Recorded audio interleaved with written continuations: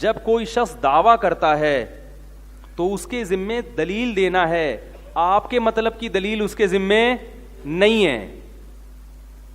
بہت اہم اصول ہے, یاد رکھ لو. جب بھی کوئی دعویٰ کرتا ہے تو اس کے ذمے نفس دلیل ہے, یعنی کوئی بھی دلیل, جس دلیل کا آپ مطالبہ کر رہے ہو وہ اس کے ذمے نہیں ہے. دعویٰ ثابت کرنے کے لیے نفس دلیل کافی ہوتی ہے, خاص دلیل ضروری نہیں ہوتی. اس کی مثال پہلے سمجھیں. آپ نے عدالت میں کیس کیا کہ وسیم بھائی نے میرے 2 لاکھ روپے کھائے ہوئے ہیں. عدالت نے کہا گواہوں سے ثابت کرو. آپ نے 2 گواہ پیش کر دیے جن کی آپ سے کوئی رشتہ داری بھی نہیں تھی. 2 گواہ پیش کر دیے. وسیم بھائی کوئی بیٹھے ہوں تو معذرت, اب مثال سے تو بات جب یہ آئے گی نا, کوئی ایسا نام ہو, اب میں بولوں کہ قطب الدین شاہ, کوئی ہو ہی نہیں. تو وسیم بھائی نے یہ کہا کہ یہ جو جج صاحب انہوں نے جو 2 گواہ پیش کیے ہیں, مجھے یہ والے گواہ منظور نہیں ہیں. کلیم اور جبار کو گواہی کے طور پہ پیش کریں گے تو میں مانوں گا. کلیم اور جبار گواہی دیں کہ میں نے 2 لاکھ روپے کھائے ہیں, جج مان لے گا آپ کا دعویٰ؟ بولے گا تو یہ مطلب کہ بھائی جب 2 عاقل بالغ اور نیک عادل ہاں ان گواہوں پہ کوئی اعتراض ہو تو ایک الگ بات ہے کہ بھئی یہ ملے ہوئے ہیں, انہوں نے پیسے کھائے ہیں. بھائی 2 گواہ پیش کر دیے, عادل عاقل بالغ, کافی ہے. آپ یہ کہہ رہے ہو نہیں وہ وسیم ادھر سے کلیم کو لے کر آؤ, جبار کو لے کر آؤ. یہ جہالت کی بات ہے. یہ جو مرد اور عورتوں کی نمازوں میں فرق ہے نا, اس پر جو کہتے ہیں کہ صحیح حدیث پیش کرو, یہ مطالبہ بھی غلط ہے. ہمارے ذمے دلیل پیش کرنا ہے, آپ کے مطلب کی دلیل پیش کرنا ہمارے ذمے نہیں ہے. ہم یہ کہتے ہیں کہ عبادات میں عورت مرد سے خود بخود حیا اور شرم کے معاملات میں فرق ہے شریعت میں. اس کے ہم نے کئی دلائل دیے ہیں. عورت کو حج میں رمل کی اجازت نہیں ہے, کسی حدیث سے ثابت نہیں ہے کہ عورت کو رمل سے منع کیا گیا ہو. بھائی جب حج کا پہلا طواف ہوتا ہے سینہ اونچا کر کے کرتے ہیں نا, ہمارے نبی نے فرمایا, جیسے یہ فرمایا نا کہ جیسے میں نماز پڑھتا ہوں ایسے نماز پڑھو, ایسے ہی نبی نے یہ بھی فرمایا کہ حج کا طریقہ مجھ سے سیکھو, یعنی جیسے میں حج کرتا ہوں ویسے ہی حج کرو. تو نبی نے تو رمل کیا پہلے 3 چکروں میں. امت میں کوئی بھی قائل نہیں ہے کہ عورت بھی کیا کرے گی, سینہ تان کے طواف کرے گی. نہ نہ نہ نہ. کیوں؟ عبادات میں عورت کو حیا کا خیال کرنا ہے. حیا کا کیا کرنا ہے؟ خیال کرنا ہے. حالانکہ کسی حدیث میں نہیں ہے کہ رمل نہیں کرے گی. اب کوئی آپ سے پوچھا کرے نا عورت سمٹ کے نماز پڑھے گی, اس پر کوئی حدیث پیش کرو, تو آپ فوراً کہہ دیا کرو عورت حج میں رمل نہیں کرے گی, اس پر کوئی حدیث پہ نبی نے تو کیا ہے.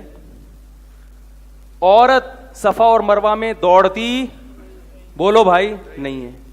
مرد دوڑتے ہیں, نبی بھی دوڑے ہیں. کسی حدیث میں نہیں ہے کہ عورت کو دوڑنے سے منع کیا ہے. ایک میں نے یہ سوال اٹھایا تھا, تو ایک فتنہ پرست ہے چینل پہ آج کل بہت آ رہا ہے.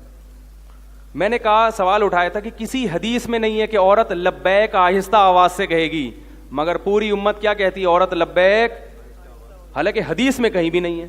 تو اس نے فوراً, ایک چینل ہے فتنہ پرست, اس نے ایک حدیث پیش کی, عبداللہ بن عمر کا ارشاد ہے کہ عورت کیا کرے گی, آہستہ لبیک کہے گی. واڑے واہ, ٹھیک ہے. جب ہم کسی صحابی کا قول پیش کریں تو وہ حدیث نہیں ہے, وہ کہتے ہیں حدیث صرف نبی کا قول ہے, اور آپ یہاں کس کی تقلید کر رہے ہو, صحابی رسول کی, حالانکہ آپ کے پاس کوئی دلیل نہیں ہے اس کی. تو ایسے تو ابراہیم نخعی رحمہ اللہ تعالیٰ بہت بڑے تابعی ہیں, فقہاء سے بڑا مقام ہے ان کا, امام بخاری بڑے احترام سے نام لیتے ہیں. وہ کہتے ہیں کہ عورت سمٹ کے نماز پڑھے گی. ایسے تو فتاوی دینے پر آئیں تو ہمارے پاس بہت سارے فتاوی ہیں. آپ ہم سے مطالبہ کیا کرتے ہو کہ حدیث دکھاؤ, نبی کا قول دکھاؤ. تو ہم بھی آپ سے مطالبہ کر رہے ہیں کہ حدیث دکھاؤ کہ عورت رمل نہیں کرے گی, عورت آہستہ لبیک کہے گی, عورت صفا اور مروہ میں دوڑے گی نہیں. حالانکہ جو دوڑی تھی حضرت ہاجرہ وہ تو عورت تھیں,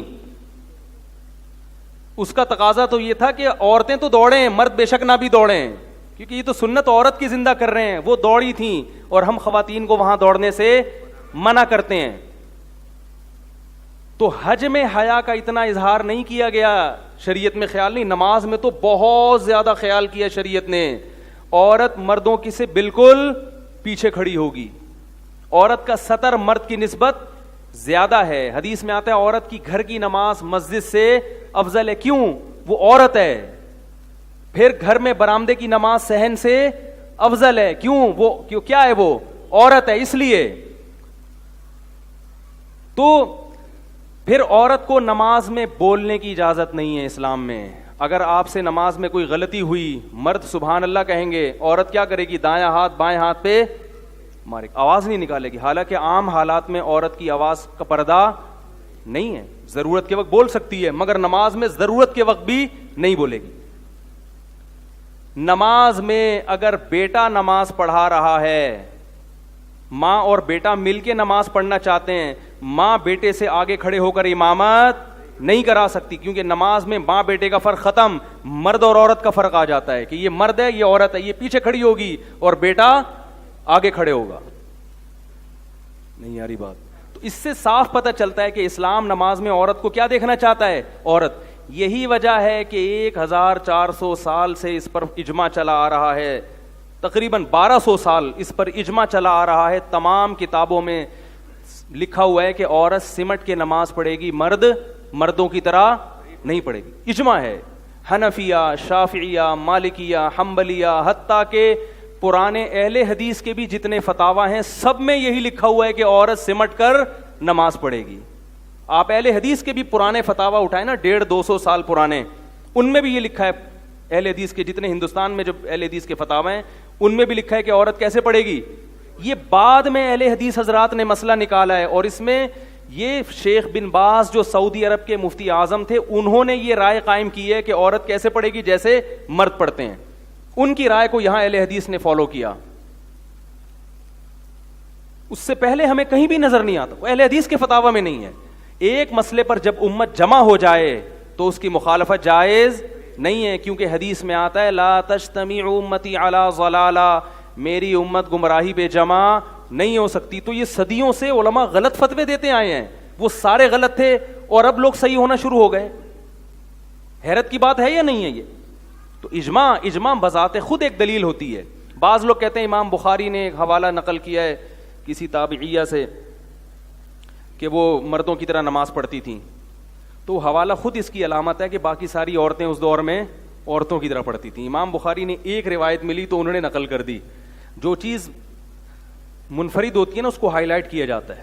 جیسے آپ کسی محلے میں گئے, ساری خواتین سمٹ کے پڑھ رہی ہیں, ایک آپ کو نظر آئی مردوں کی طرح, تو آپ روایت بیان کر دیں گے میں اس محلے میں گیا تو میں نے دیکھا ایک عورت کیسے پڑھ رہی ہے, بولو بھائی, اور مردوں کی طرح پڑھ رہی ہے. اس کا مطلب باقی ساری کیسے ہیں؟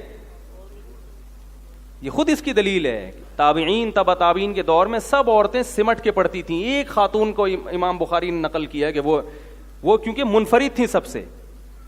اس کی دلیل یہ ہے کہ امام بخاری نے کسی مرد کے بارے میں نہیں کہا کہ وہ عورت کی طرح نماز پڑھتے تھے. کیوں؟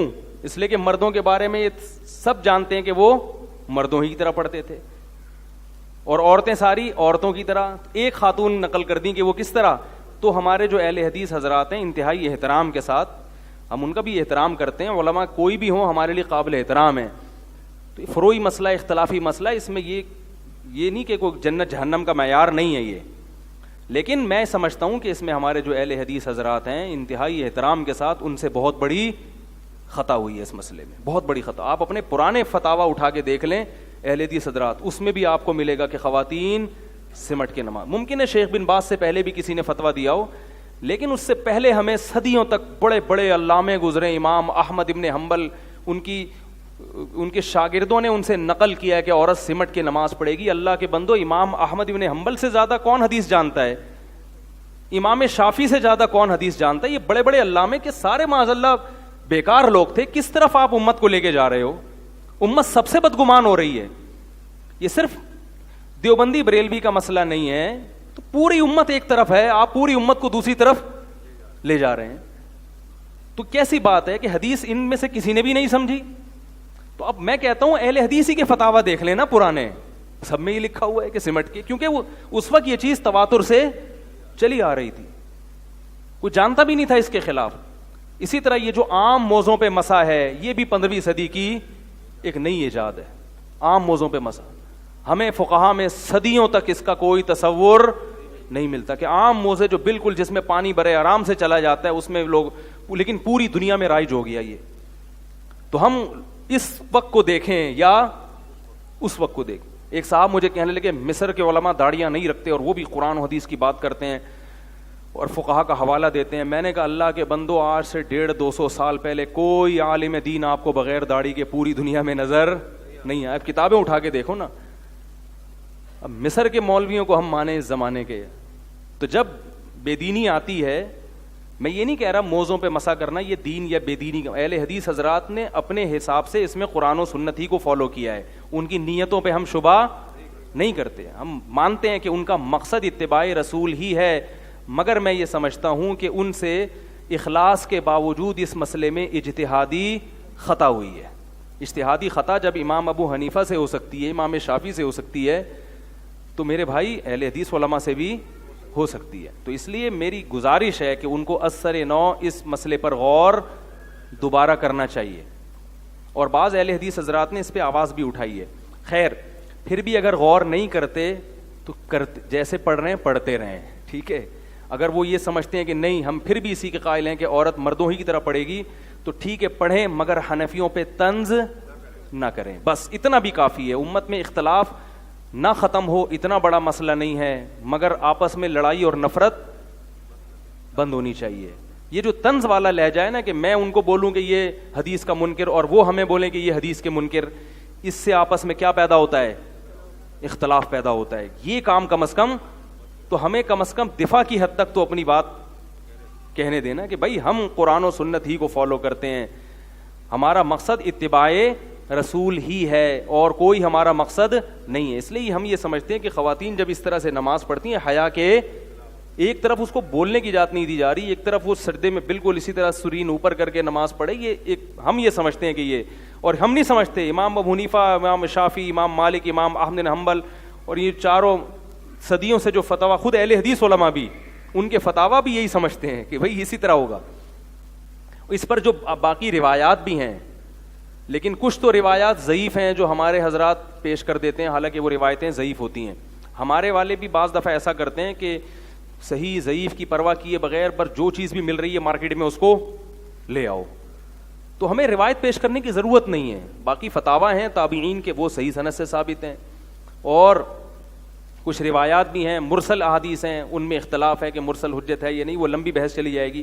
تو میں یہ عرض کرنا چاہ رہا تھا کہ جو شخص دعویٰ کرتا ہے اس کے ذمے دلیل ہے, بس آپ جس قسم کی دلیل کا مطالبہ کر رہے ہیں وہ اس کے ذمے نہیں ہے. اب مرد اور خواتین کی نماز میں آپ کے بخاری کی حدیث دکھاؤ, فلانی حدیث دکھاؤ, یہ باقاعدہ ایسی حدیث دکھاؤ جس میں آتا ہے کہ نبی نے عورتوں کو حکم دیا کہ یوں سمٹ کے سجدہ کرو, اور ایسی واضح مرفوع روایت دکھاؤ, تو بھائی ہمارے ذمے ایسی روایت دکھانا نہیں. ہم یہ کہیں گے پھر ایسی حدیث دکھاؤ جس میں خواتین کو حکم ہو کہ وہ رمل نہ کریں, وہ صفا مروہ میں دوڑ نہ لگائیں, وہ لبیک کیسے کہیں.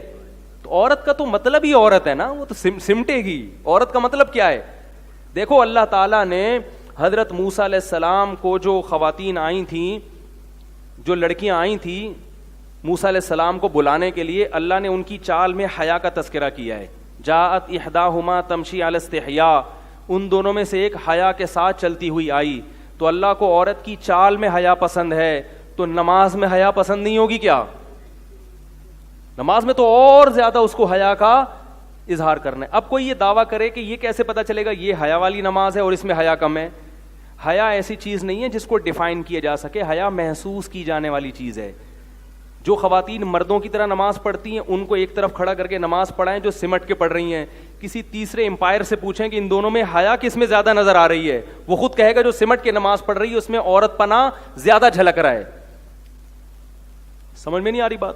پھر بھی میں اللہ کی قسم اٹھا کے کہتا ہوں کہ میرا مقصد اہل حدیث حضرات پہ طنز کرنا نہیں ہے, اپنے دلائل دینا ہے. اگر ان کو ہماری رائے نہیں سمجھ آتی تو کوئی بات نہیں, وہ اسی رائے کو فالو کریں, بس طنز نہ کریں. سمجھ رہے ہیں؟ طنز نہ کریں, اتنا بھی کافی ہے.